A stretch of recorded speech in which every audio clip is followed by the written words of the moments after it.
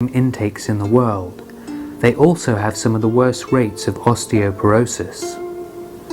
People in some villages get over 2,500 milligrams per day, almost 5 times what most Americans get due to eating many of their fish whole, bones and all. The unusually rapid bone loss found in every study ever published on Inuit bone health is blamed on the acidic effect of a meat diet. The Harvard Nurses' Health Study, which followed 85,000 nurses for 12 years, found that those who ate animal protein had a significantly higher risk of bone fracture. Muscle protein has a high sulfur content. When people eat animal products, the sulfur forms acid in their bodies that must be neutralized to maintain a proper internal pH balance. One way our bodies can buffer the sulfuric acid load is with calcium borrowed from our bones. People on high animal protein diets can lose so much calcium in their urine that it can actually solidify into kidney stones. Over time, animal protein leaches enough calcium from bones to increase the risk of osteoporosis. According to the American Journal of Clinical Nutrition, research has shown that a quarter pound of beef raises insulin levels in diabetics as much as a quarter pound of straight sugar. Evidence clearly shows that the intake of animal products is associated with increased risk of cancer, diabetes, and heart disease. For over 40 years, medical reviews have shown the detrimental impact of dietary cholesterol consumption. Meat consumption itself is directly related to obesity and coronary heart disease. Animal protein intake has been linked to brain tumors, breast cancer, pancreatic cancer, stomach cancer, endometrial cancer, kidney cancer, laryngeal cancer, esophageal cancer, lung cancer, and colon cancer. The International Agency for Research on Cancer concluded that those eating just 2 ounces of meat a day, like bacon or ham, had a 50% greater risk of developing cancer of the colon or the rectum. 2 ounces is just one big hot dog. Other research found that those eating more than 5.5 grams of meat a day, roughly a single teaspoon of ground beef, had over twice the risk of developing colon or rectal cancer. Followers of the Atkins diet eat as much as 156 grams of protein a day, over 250% of what most people need. Carbohydrates burn cleanly.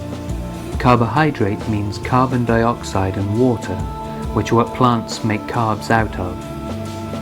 Carbon dioxide and water are all the waste products one is left with after the body used carbohydrates as fuel. When one is eating enough carbohydrates, fat can be completely broken down. Without carbohydrates, the body goes into starvation mode.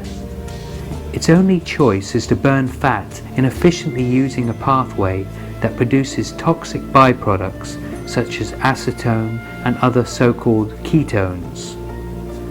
This is very hard on the body, and in order to wash these toxic waste products out of the system, the body uses a lot of water. The diuretic effect of low carbohydrate products and diets result in people losing a gallon of water in pounds the first week, which is what encourages dieters to continue. If one wanted to lose only water weight, a more healthy approach is to use a sauna. Snackwell's and Nabisco's line of low-fat and fat-free junk food. Often people mistake low-fat for low-calorie. The recommendation to cut down on fat was to get people to cut down on items like meat and to switch to foods that were naturally low in fats like beans, whole grains, fruits and vegetables. A similar phenomenon has happened with the low carb. Companies take advantage of the public's ignorance. Junk food is still junk food. A recent study of 11,000 people found that only 1 in 4 people on a low-carb diet were actually cutting carbs at all. Most didn't know that tomatoes were high in carbs, half didn't know apples were high in carbs, and 1 in 6 thought steak was a carbohydrate. The only way one loses weight is by calories. Calories count every time, all of the time. The results of a Harvard study of 75,000 women over a decade suggest that the more fruit and vegetables the women ate, the less likely they were to become obese. A study by the National Cancer Institute determined that the dietary behavior associated with expanding waistlines is meat consumption. The behavior associated with losing abdominal fat was high vegetable consumption. Harvard studied 75,000 women for a decade, and the results suggest that the more whole grains people ate, the lower their risk of having a heart attack. Harvard studied 40,000 men for a decade and suggested that eating whole grains may cut the risk of diabetes by more than half.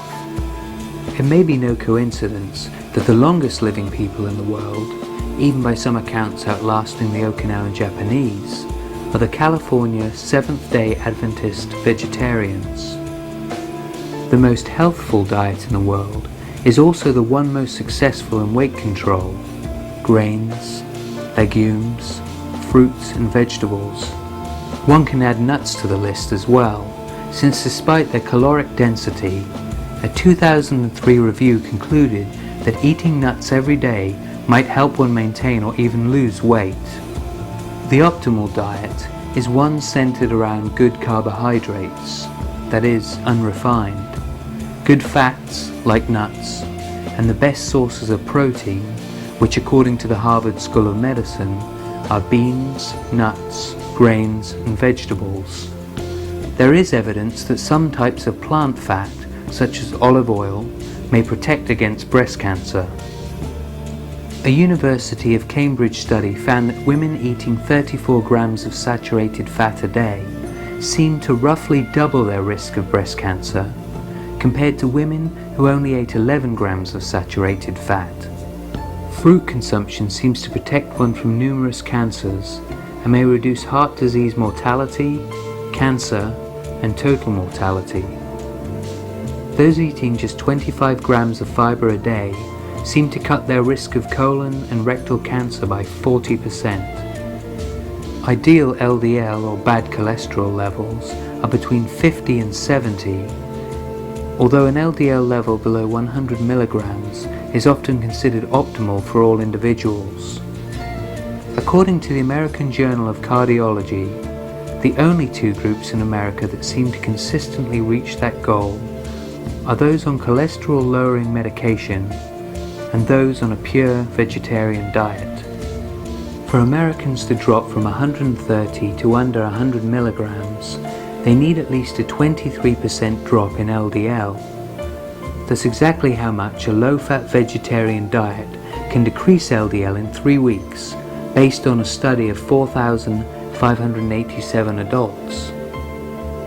What do doctors know about nutrition?